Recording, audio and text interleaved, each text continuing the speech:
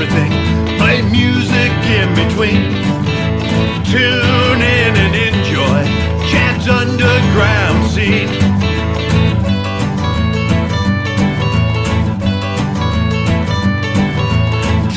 Talking music, you know what I mean.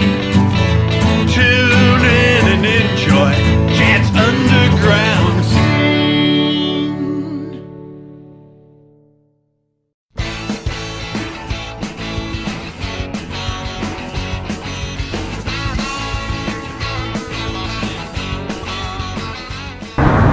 Welcome to Chad's Underground Scene. We are here in downtown LA at the Oracle Tavern with my special guest today, Tequila Mockingbird. Hello. How you doing, Tequila? Hey. So we go way back and we go way forward now, I guess. We're going to keep playing together probably till we die. And hopefully. Beyond. Yeah. And beyond. And beyond. That would be even funner, right? In the afterlife. Yes, yes. There's always... Playing some punk rock together, yeah. Yes, we will. We shall. Let's make a date now. That's the future is ours. Yeah. So let's start the show, since we're at the Oracle. Yes. With your latest thing that you're doing to get people together, because this is what I love about you. You always getting people together and supporting the scene. And I telling everybody, including the bands, don't stab each other in the back. Help each other and we'll all have a bigger scene. And that has been an influence on me from you, from years ago when you And you notice all my shows are free? Yes.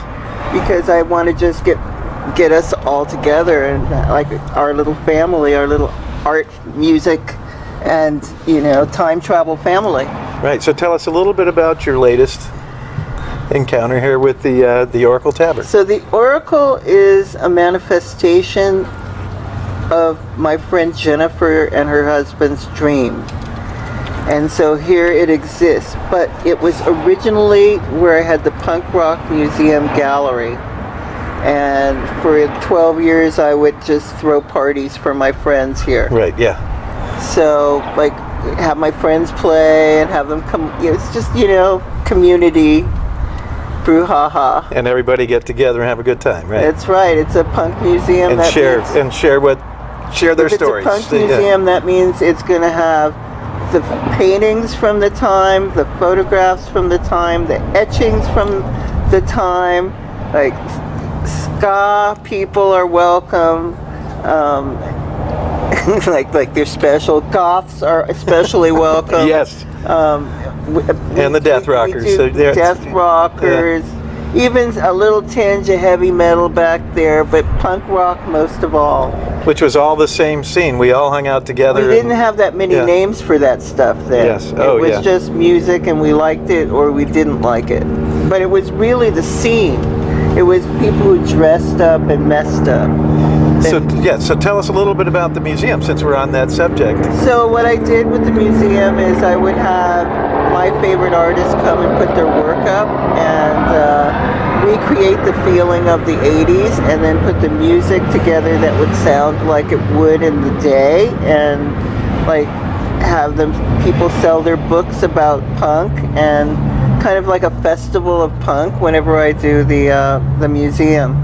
And have all my artists so you can meet them, and then I have my favorite musicians play, and we do all that here at the Oracle. So in a way, the Oracle has evolved into this new space where like I have your band where play, you're doing live shows, right? And I do live shows outside every Sunday from 6 to fuck all, and. So tell us a little bit about that. How does that work? What bands are you bringing in? And it's kind of loosey-goosey, and I like it. It is loosey-goosey because it's only my friends get to play. This is straight up nepotism. If I knew you during the punk rock days, or you're referred by a friend of mine from the punk rock days, between 74 and 84 specifically, because I'm a snob, and and we old people deserve something. So yeah. And it's a really good time. It's usually 2 or 3 bands.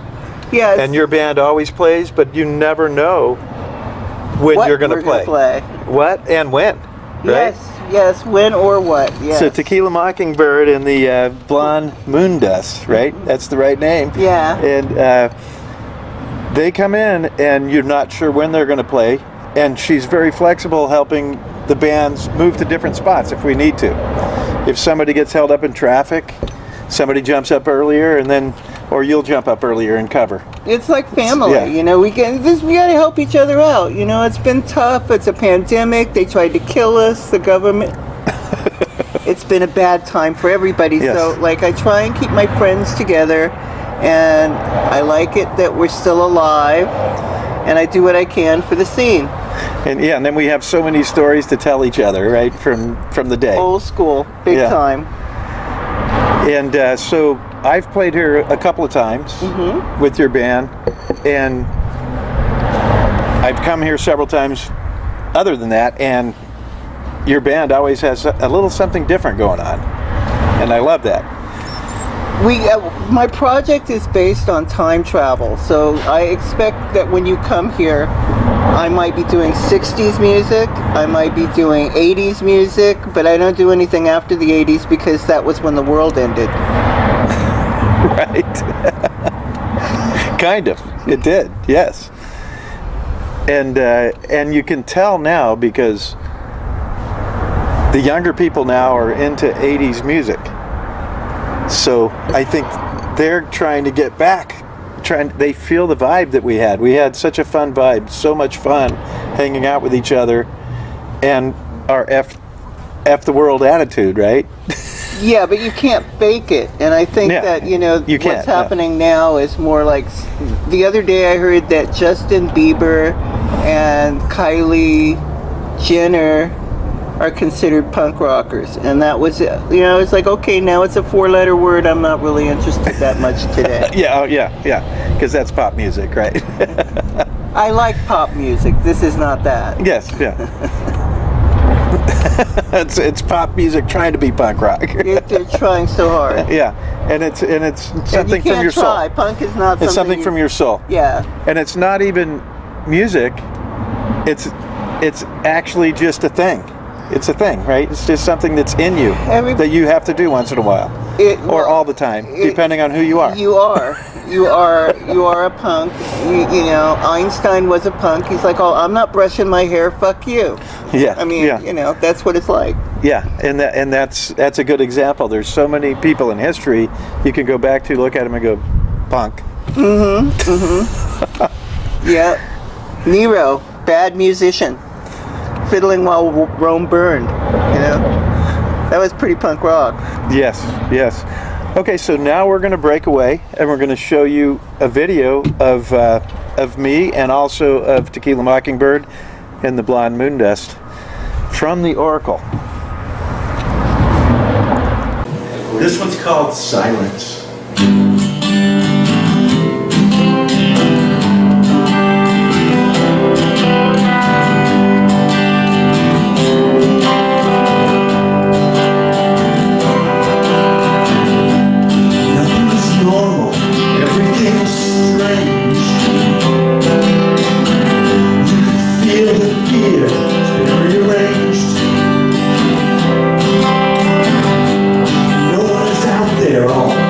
Away.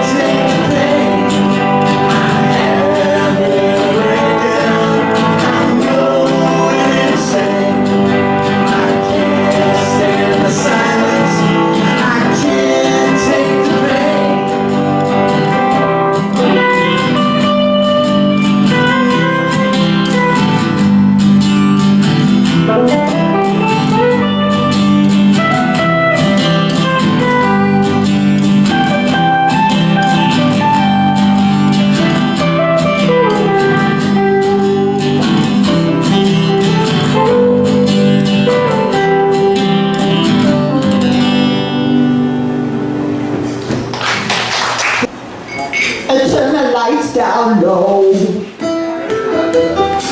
Turn up the music slow. All the cats here.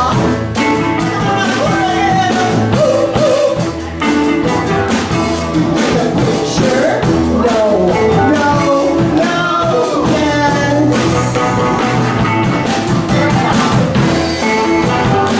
But it's a nice, nice time. But it's a nice, nice time.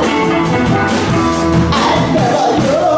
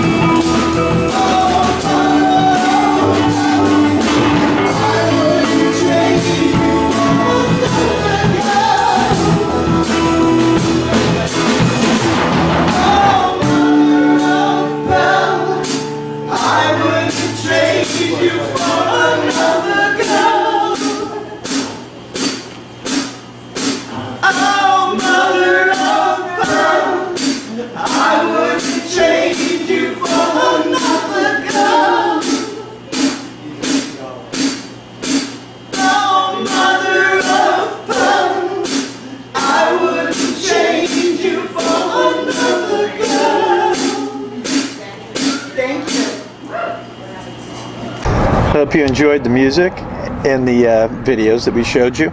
So let's go to something I heard about. I haven't been to any of these things because I'm probably not allowed. Tell us a little bit about Tierra Palooza. Okay, so as I've been saying, I've been looking for diversions for my friends during the pandemic so that we didn't all go completely stark raving mad. So my girlfriends, you know, they weren't brushing their hair and they weren't like putting on clothes, you know, things like that, you know, like not leaving the house for like a year at a time. So I thought I'd put together like a project to inspire them to dress up once a week and put on their tiara, because they're all queens and they have to remember that they're queens. So they have to wear a tiara and they have to write a poem about whatever they feel every week. And so it's called Tiarapalooza, and we meet online and we have Wake and Bake Fridays where we meet up online and talk about what happened to us during the week. And it's just a kind of mental health. I was going to say, it's like a support group, right? Yeah, support group for girls with That's tiaras, awesome. yeah. And I know you love tiaras. I do. I'm very fond of things that glitter and shine. So I have one of my daughters is into tiaras. She buys those when we go to different places. She'll buy a tiara. Excellent, excellent. You know, she should join my club. Yeah. I would love to have her. And she especially loves it when she goes to like an antique store and finds one. I haven't found any in the antique stores because anything I want is like $250,000. Oh, right.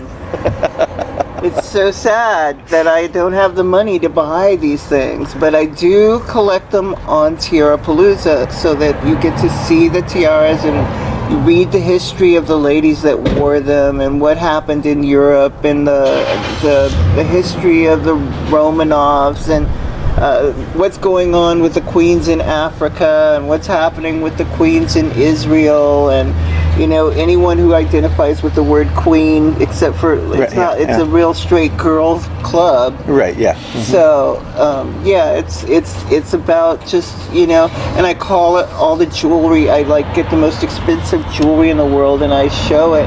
And it's so that you have a mental jewelry box where you put everything you like, so you keep liking things that you like and you see things in it. I think it helps people get through stuff to have like these, just like this is your mental jewelry box, and oh, I'd like that in there, or I'd like this in there.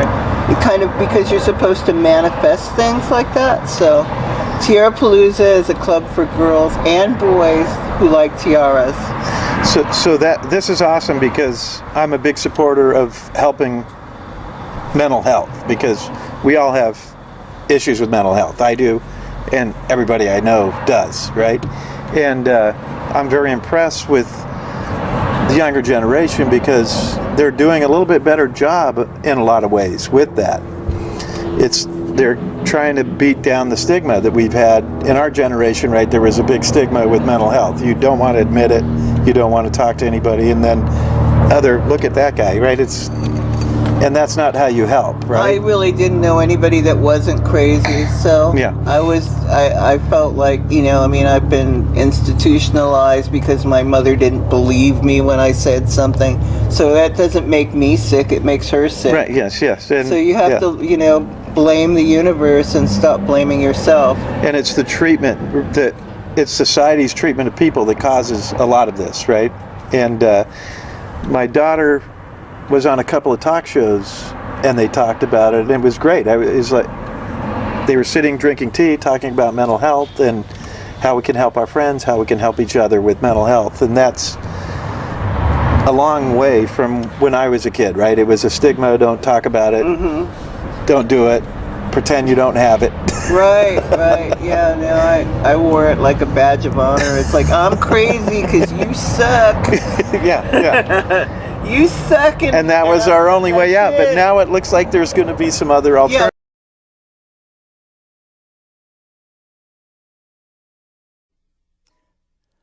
Yeah. 1, 2, 3, 4. I'll show us the way to the next whiskey bar. Oh, don't ask why, oh, don't ask why. Show us the way to the whiskey bar. For if I don't find the next whiskey bar, I tell you we must die. I tell you we must die. I tell you we must die.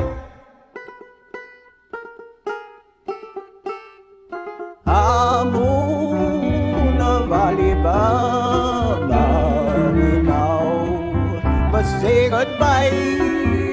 We've lost our dear old mama. I must have whiskey or you know why.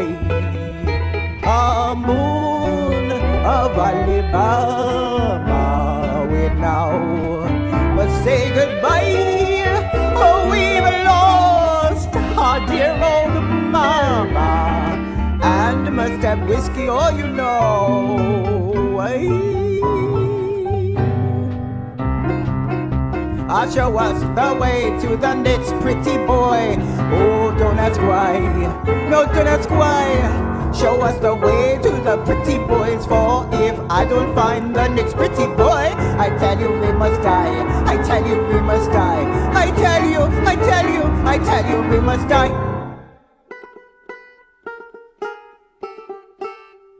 A moon of Alabama, we now must say goodbye. We've lost our dear old mama, and must have pretty boys, you know why. A moon of Alabama, we now must say goodbye. We've lost our dear old mama, and must have pretty boys, you know why.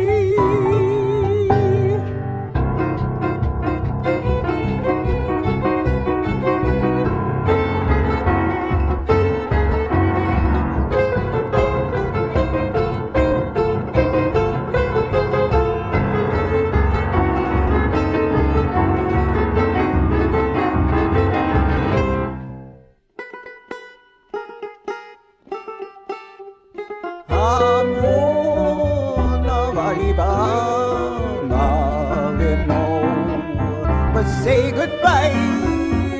We've lost our dear old mama, and must have pretty boys, you know why. A moon of Alabama, we now must say goodbye. We've lost our dear old mama, and must have pretty boys, you know why. Show us the way to the next little dollar. Oh, don't ask why. No, don't ask why. Show us the way to the little dollars. For if I don't find the next little dollar, I tell you we must die. I tell you we must die. I tell you, I tell you, I tell you we must die.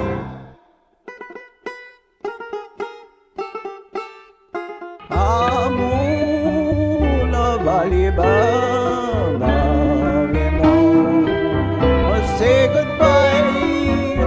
We've lost our dear old mama, and we must have dollars or you know why. Oh, moon of Alabama, we now must say goodbye. We've lost our dear old mama, and must have whiskey or you know why.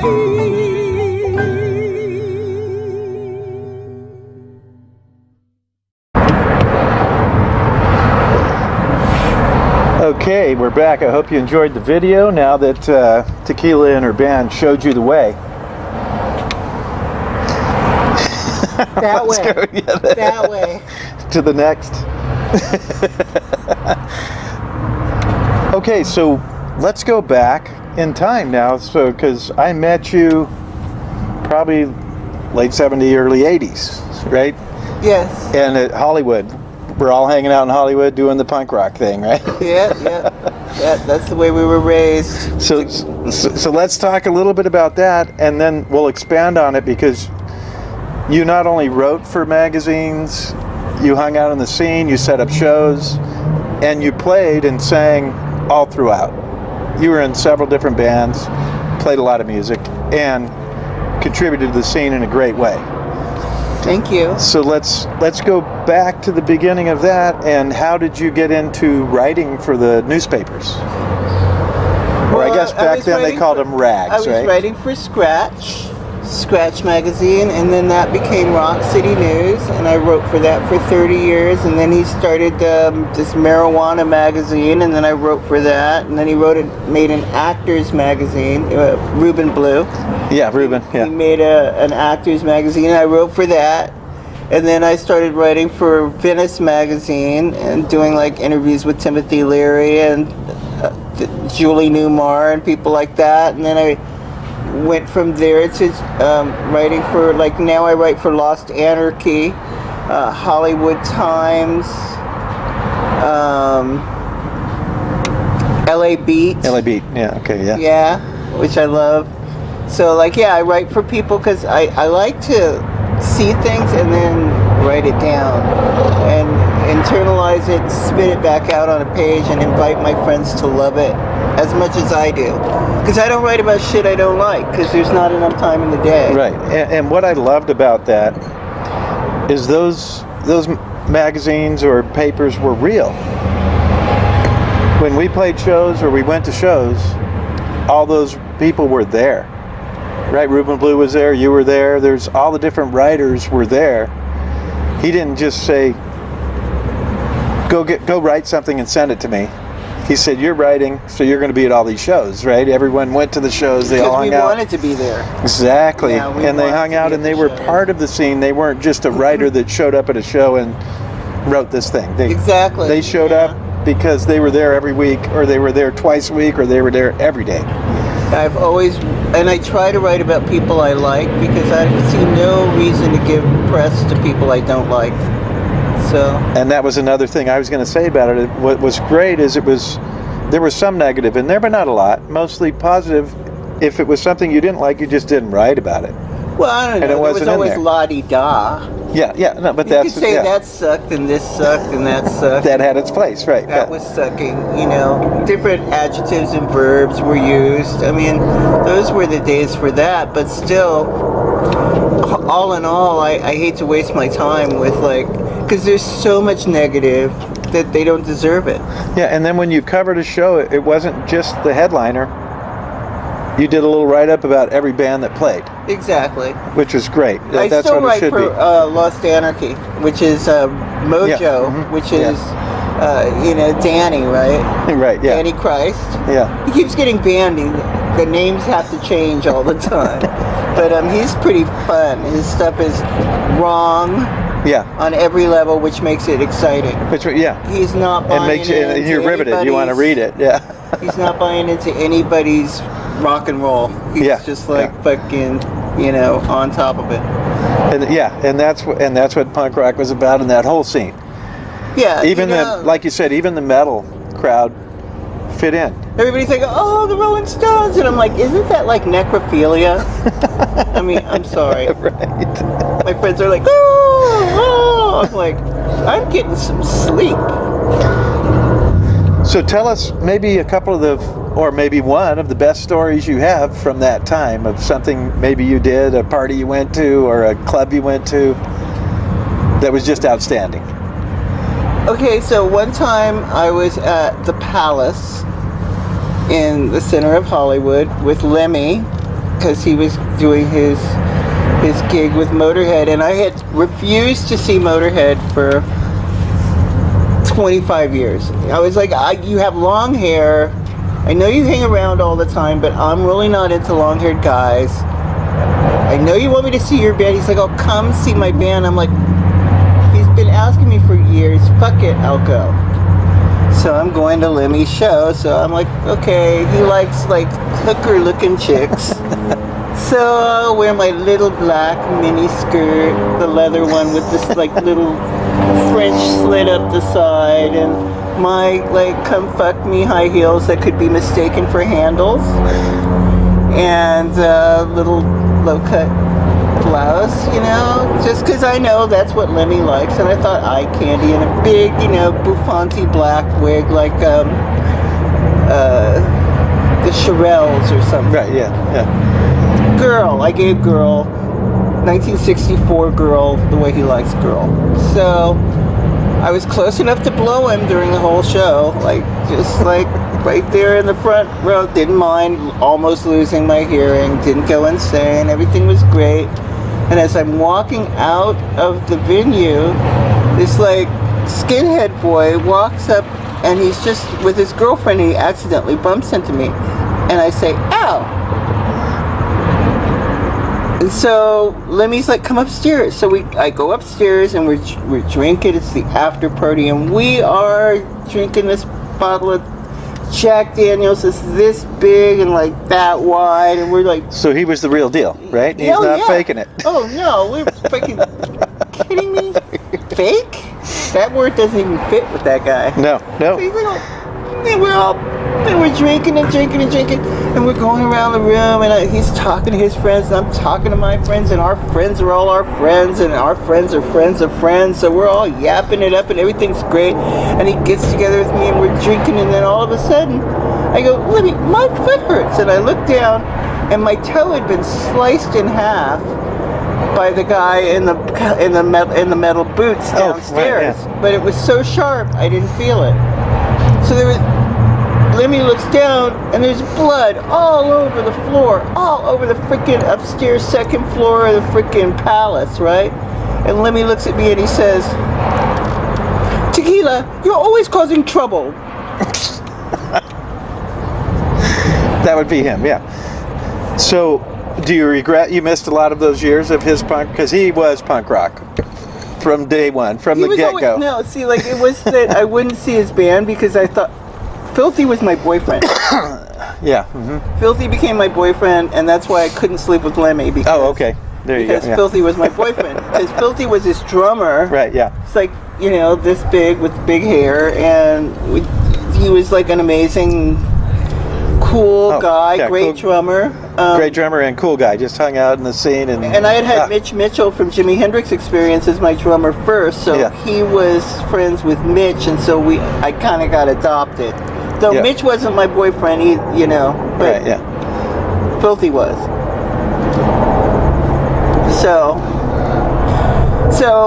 I always hung around with Lemmy, but he had the utmost respect for me because, like, you don't cross a brother. Though he had done it in the past, he had learned his lesson, and I, of course, would never cross the brother line. Yeah. Mm-hmm. So, but anyway, those were my boys, and that was who I was rolling with, and that was what happened when I went to his gig for the first time, and the blood was all over the floor, and it was mine. Yeah, and that whole scene in the 80s was sweet. So how many nights a week do you think you were going out, and how many clubs in one night? Definitely 3 clubs a night. 3 clubs a night, because I had to pick bands for New Wave Theater, so I had to be at 3 clubs every night just to pick, the cream of the crop from each show. So that's hilarious that you say that, because I wrote a song called Legend, and it's about the 80s, 70s, 80s, 90s, and in the song I talk about because one of my bands played 3 clubs in one night, and I wrote the song and they said 3 clubs in one night. That was how you did it. Right, and then there was another one where I did in Vegas, and I was talking about, it's a song about Vegas, and I did the same thing. I used the 3 clubs a night. Yeah, totally. That's what. But this one is 3 clubs a night, and then it's followed with Cantors with your friends, because after the 3 clubs, we went to Cantors. Because we didn't have enough of each other. Okie Dog. Yeah, or Okie Dog, because we didn't have enough of each other. We went to Okie Dog, or the Zero. Yeah. We stayed up all night long. And Chips was another one. Yep. Ben Franks. But it was funny. It was not unusual to go to 3 clubs, because you would go to the early club, then you would just go see a friend's band, right? You'd see their band, and then you'd go to another club, and then you'd go to the after hours, and then you're going to, like you said, Ben Franks, or you're going to Okie Dogs. It used to be for me that I lived in the Zero for a while because I was helping curate the art. So David Lee Roth was like one of the secret co-owners. Yeah. Mm-hmm. And he never went home, ever never went home. And he's like a great guy. He makes you Yeah. laugh all the time. Oh, He yeah, is funny. He's a funny boy. David is a funny boy. So David would party all night with us. He'd show up at midnight. He'd party all night. The sun would come up and he'd be like, "Oh, Tequila, let's go over to the, you know that club on Selma? Oh yeah, so The like gay club, the crazy ass Yeah. club. Let's go get drinking." So we go there. Then that club, remember that club across from on Vine Street that used to be a little tiny itsy bitsy club? oh yeah, what is the Yeah, name of right. it? Yeah. So like, you know, the Zero was also above that. And it was at tiny. one You'd point. go in there, and sometimes there'd only be like 8 people in there, but it was happening. It was morning, though. You know, it'd be like 6 a.m. It's like we already partied all night. We And already- went to Canners, and now you're there. And yeah, this is like 6 a.m. We're going night clubbing again until like 10 o'clock, and then we go home and go to bed. Yeah. 10 a.m. So the pandemic has me kind of confused. So like my schedule now is I go to bed at 9 or 10. I wake up at 3 a.m. and I go to bed at 7 a.m. and then I wake up at 10 a.m. Yeah, and do it all over again. Yes. So, but still, I'm kind of still on the same schedule. I'm still up at 3:30 in the morning. It's like, for that minute, it's Yeah. golden time. And that's a beautiful time to be up, by the way. It's so peaceful and nice and quiet. It's lovely. 3:33. Yeah. That's the time. So, I say we have finished the show now because we had such a great time talking about all these different things. So tell us the websites to go to find you. Well, you can look me up on Facebook. I'm all over the place. I have Tequila Mockingbird, Tequila Mockingbird, Tequila and the Blonde Moon Dust. And then I have the LAPunkMuseum.com.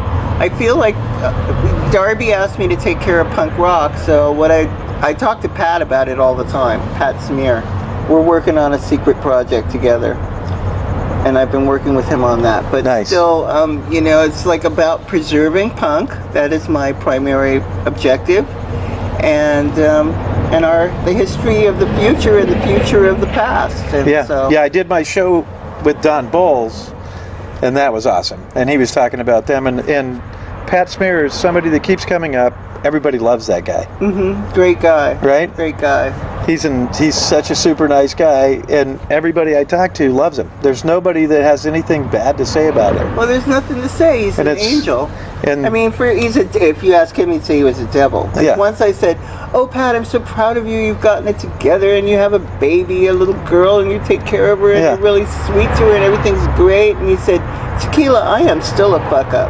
No, and this is real, and this is real punk rock, right? That's punk rock. He's now, a, that's he's, what punk he's rock a lover. is. He's not a hater. He's a lover. Exactly. Punk rock used to be for lovers. Yeah. It did. And then you would surround yourself with others, but it all worked out in the end Yes. because we protected each other, took care of each other. right? Yes, and we shall continue to by watching Chad's show. That's it. Yes, we're keeping punk alive, right? That's right. Let's keep it alive, folks. So thank you for coming out and enjoying Chad's Underground Scene with my special guest, Tequila Mockingbird. And remember, it all starts in the underground.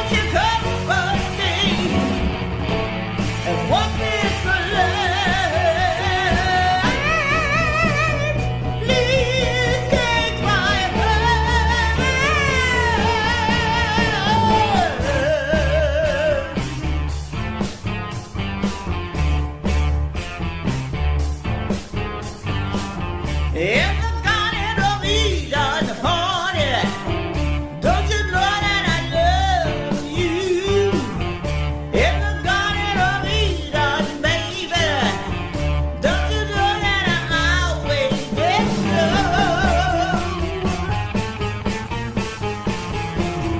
Oh, won't you come with me? I'll take my hand.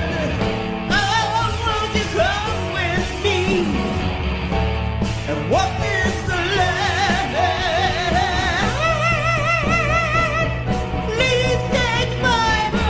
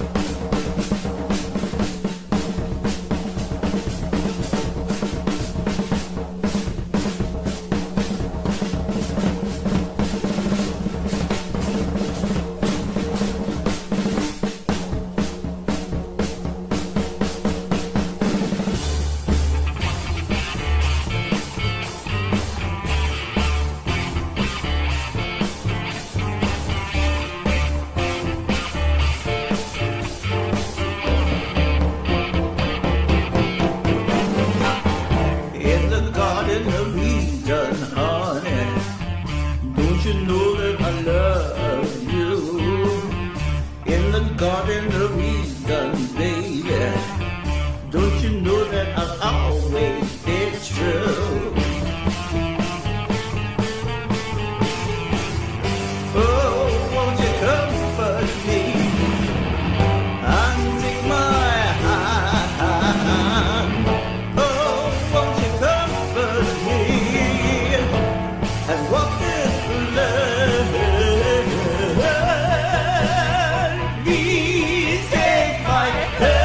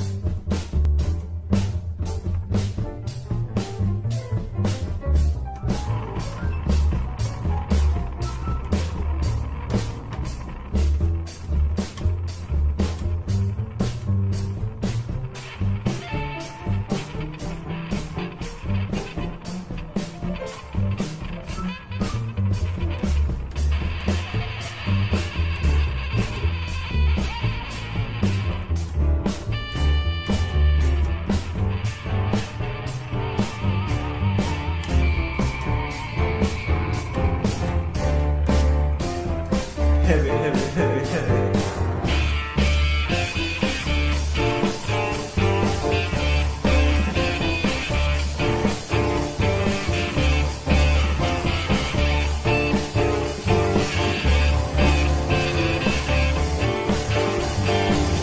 In the Garden of Eden, honey, don't you know that I love you?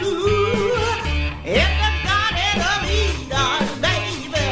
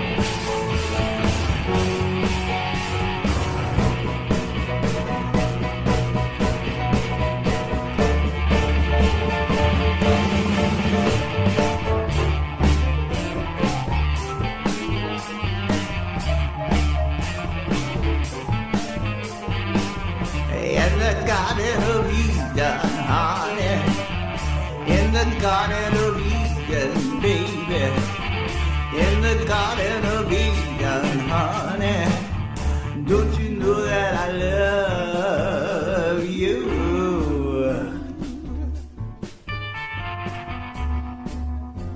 I love you.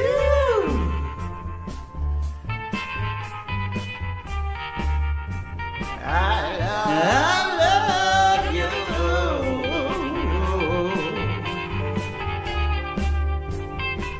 I love you.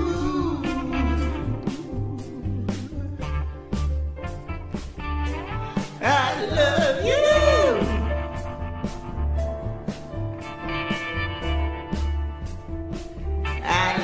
I love you.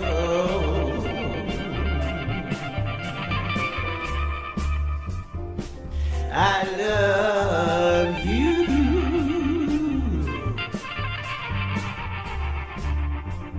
I love you.